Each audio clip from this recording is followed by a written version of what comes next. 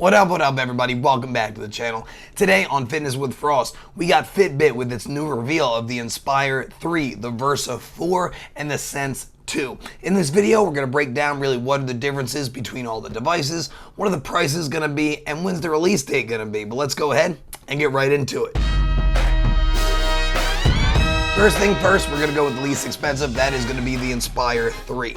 That is currently coming in at $100. That $100 is the same price that the Inspire 2 is at when it first released, and it does come with 6 months of premium Fitbit. You guys know my feelings on Fitbit's app and its premium services, but 6 months is a fair way to go about it, but I'm still disappointed. A lot of these things are behind paywalls. You can check out my reviews of the Fitbit app and the Fitbit Premium app in my channel. I'll link it down below. With the pre-orders of the Inspire 3, they say they're going to ship on September the 15th. So if you pre-order now, you'll be getting it by about mid to late September. The biggest difference with the Inspire 3 is that screen. You got a full AMOLED display on it that looks nice and bright. The old Inspires went with that monochrome way. These are going to be a lot more pleasing to the eye, and it's still going to get about 10 days of battery life. But of course, if you're turning on all your fitness metrics, you're probably more looking at like a week, and Fitbit of course has great sleep tracking. It is also going to have an always on display. It's going to come in a couple different colors: pink, yellow, and black. Of course, it's going to track things like calories and step,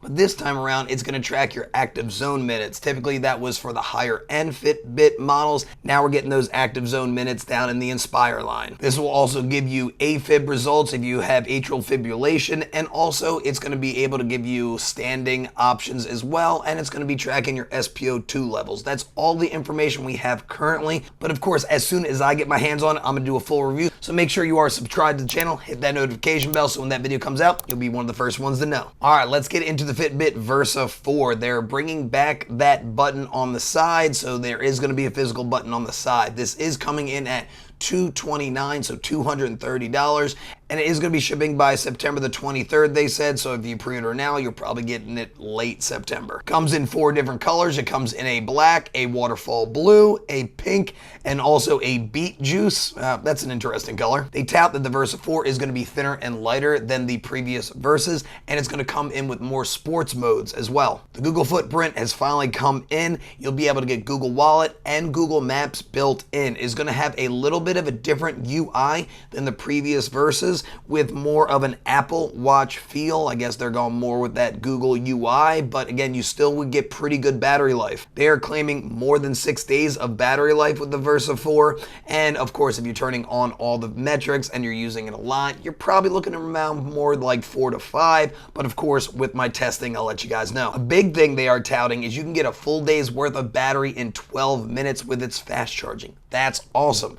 Your shower definitely takes more than 12 minutes. So this should be one of those watches, if you aren't showering with it, you'll kind of be able to use perpetually. But that's of course if they are very accurate with what they're saying. They're even saying that they have Google Assistant stuff built in as well. Again, I'm gonna have to test it to check that out. Versa 4 also is coming with those 6 months of Fitbit Premium. Let's not get started on that again. And of course, it has pretty much all the same metric. It is going to have a GPS built in, so you can go on runs without your smartphone. But it is going to be missing some of the more advanced features that you will be getting on the Sense, but we'll get into that when we get into the Sense. So let's go ahead and get into that Fitbit Sense. It is the top of the line as far as Fitbit is concerned. You're talking about $300 now. Coming in 3 different colors: gray, white, and mist, which is more of a blue. And again, you're getting 6 months of Fitbit Premium. I really wish this would have been closer to a year, especially with its price point. And if you didn't know how much Fitbit Premium costs, it costs about $9.99 a month if you want to pay monthly,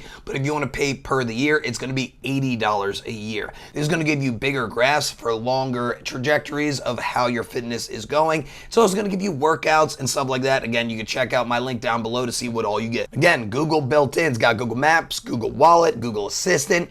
Apparently, you will also be able to use Alexa as well. Again, I'll be doing all those testings. Make sure you're subscribed. One of the biggest thing they're touting with the new Sense 2 is, of course, the slimmer design. Even though you're getting pretty much the same battery life, about 6+ days. Same thing as the Versa. They are very similar devices, but this does have some extra sensors like the EDA, the electrodermal activity sensor. The biggest way they have added on is they're adding a C, so a C EDA, that's going to stand for continuous EDA ways to go about it. So this is going to help you monitor your stress levels on a daily basis with more heightened responses. That's going to help you take action on your body response with notification. You're also going to be getting a skin temperature sensor built in. So I do have my Samsung Galaxy Watch Pro. This has a skin temperature built in.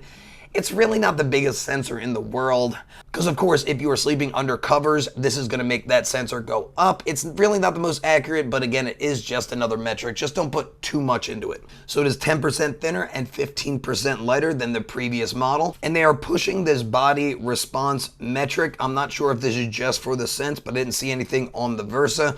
So this is going to have a couple key indicators indicating, of course, with this EDA, but also heart rate variability, your heart rate, and also skin temperature as well. I'm very interested on how that's going to work. This, of course, also does have a GPS, but also has an ECG reading as well, an electrocardiogram, so you'll be able to check that out, check out things like AFib. And of course, just like the Versa, it is going to come with a little bit new of a user interface, and I'll be going over that in my review. So even though they are pushing these new 3 devices on its main page, they still have that Google Pixel Watch all set up. So you know that Fitbit's going to be very integrated into that Pixel Watch, but of course, it hasn't been really fully announced yet what the specifications are going to be. But of course, I'm going to be getting my hands on it as soon as I can. Hopefully this video was helpful for you guys. If it was, please smash that like button. It's going to help out with the YouTube algorithm to push it out to more people. And if you aren't yet, make sure you subscribe to the channel. Hit that notification bell so you'll be one of the first ones to know when my newest video comes out. But as always, stay happy, stay healthy, and above all, stay positive. I'll see you guys in the next one. Bye.